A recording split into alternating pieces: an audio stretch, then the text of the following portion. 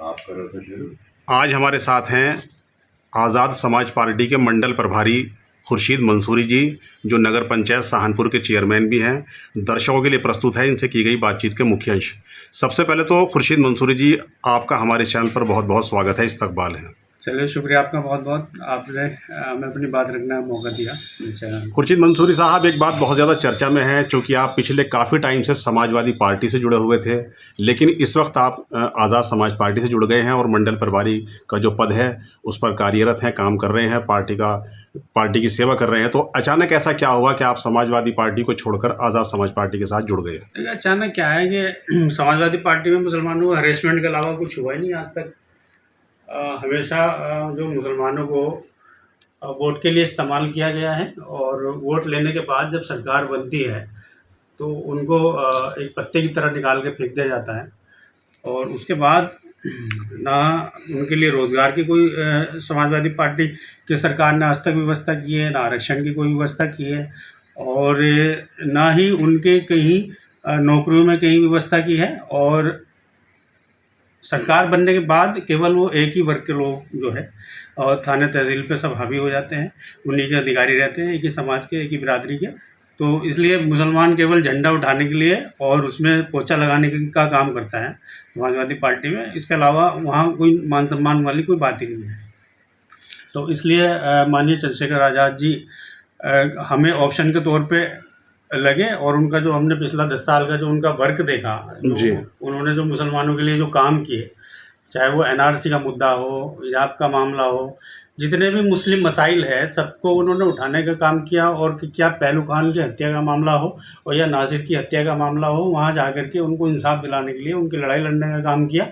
और लगातार ही वो मुसलमानों के, एससी और दलितों के, पिछड़ों के मुद्दे लगातार ही वो उठाते चले आ रहे हैं। तो हम लोगों ने एकजुट होकर के, यहाँ के मुसलमानों ने, नगीना लोकसभा के मुसलमानों ने एकजुट होकर 85-90% वोट जो है मुस्लिम वो आज़ाद समाज पार्टी को दिया है। और हमें फ़ख्र है, हमें गर्व है इस बात का कि जब से 1 साल हुआ है अभी सांसद बने हुए चंद्रशेखर जी को, लेकिन वो हर मुद्दा लोकसभा में, पार्लियामेंट में उठा रहे हैं। और लोकसभा के हर विधानसभा का, चाहे वो नजीबात का मामला हो, और नजीबात की मैं बात करूं पूरे क्षेत्र की, तो चाहे वो जलालाबाद हो, चाहे वो बागवाला हो या कोई भी क्षेत्र हो, वो सभी जगह की जो है पार्लियामेंट में सभी जगह के मुद्दे उठा रहे हैं। और चाहे वो शिक्षा से जुड़ा हुआ मामला हो, स्वास्थ्य से जुड़ा हुआ मामला हो, और कोई भी रोज़गार का मामला हो, हर मुद्दे पे जो है मुखर होकर के और सरकार की आंख में आंख डाल करके बात करने का काम।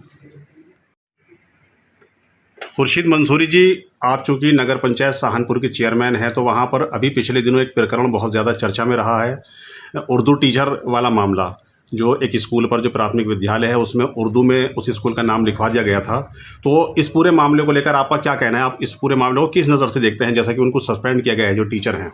देखिए, वो तो एक साजिश के तहत उनको सस्पेंड किया गया है, निलंबित किया गया है। और एक साजिश होती है, और जो बीजेपी का जो काम है, वो बीजेपी के लोगों का वो नफरत फैलाने का काम है, केवल इस तरह के मुद्दे ढूंढते फिरते हैं। और वो बहुत ही गलत, जो बीएसए ने जो उनको निलंबित किया है, वो बहुत ही गलत बीएसए का निर्णय रहा है। क्योंकि उर्दू जो है हमारी आधिकारिक भाषा है, उर्दू और हिंदी, और स्कूल को जो है गलत दिशा से उसका उर्दू का फ़ोटो गलत एंगल से लिया गया है स्कूल की दीवार पे।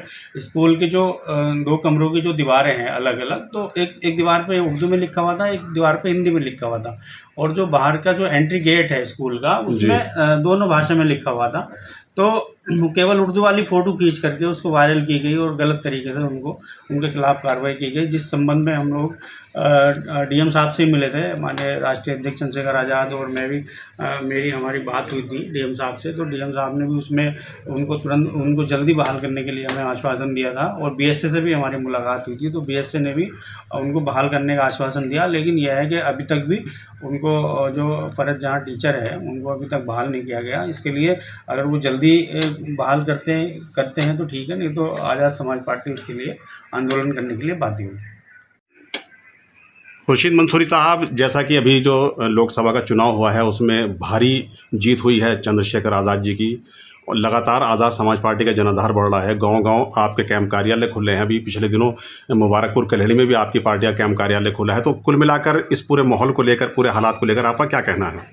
देखिए, अभी तक नजीबाबाद विधानसभा के लोगों को अभी तक लूटा गया है वोट के नाम पे। जी उनका वोट इस्तेमाल ले करके और उसके बाद जो है उनको जो है यूज़ एंड थ्रू वाली पॉलिसी अपनाई गई है। जी ठीक है, और जो यहाँ के माननीय विधायक हैं उनके जी थ्रू जी और उनकी पार्टी के थ्रू, तो अब जो है अब ऑप्शन के तौर पे आज़ाद समाज पार्टी लोगों को दिखाई दे रही है। जी क्योंकि आज़ाद समाज पार्टी कार्यकर्ता, जैसे अभी आप बता रहे हैं मुबारकपुर कलेडी में जो है कार्यकर्ताओं ने जो है ऑफिस खोला है, तो एक्टिव हो रहे हैं, जनहित के काम करा रहे हैं, जनता के काम करा रहे हैं।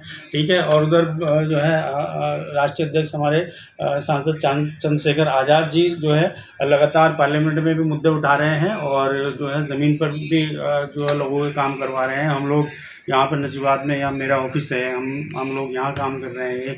एक फ़हीम भाई ने एक ऑफिस खोल रखा है, पार्टी का ही काम कर रहे हैं वो भी। तो हम लोग सभी पार्टी का काम कर रहे हैं, सभी पार्टी का जनाधार बढ़ रहा है, तो लोग प्रभावित हो रहे हैं हमारे कामों से, माननीय चंद्रशेखर आज़ाद जी की नीतियों से प्रभावित हो रहे हैं, जिस तरह से वो बिल्कुल निडर होकर के लोगों के मुद्दे उठा रहे हैं। तो इसलिए जनाधार लगातार बढ़ रहा है और आने वाले जो टाइम है 2027 में आप देखना कि लोग वन साइड होकर के आज़ाद समाज पार्टी को वोट करेंगे और यहाँ जो यहाँ के जो माननीय जी हैं उनकी इस बार जमानत जब्त होने जा रही है। खुर्शीद मंसूरी साहब, आपने हमारे चैनल के लिए अपना कीमती वक्त दिया, इसके लिए आपका बहुत बहुत शुक्रिया, बहुत बहुत मेहरबानी। थैंक यू आपका।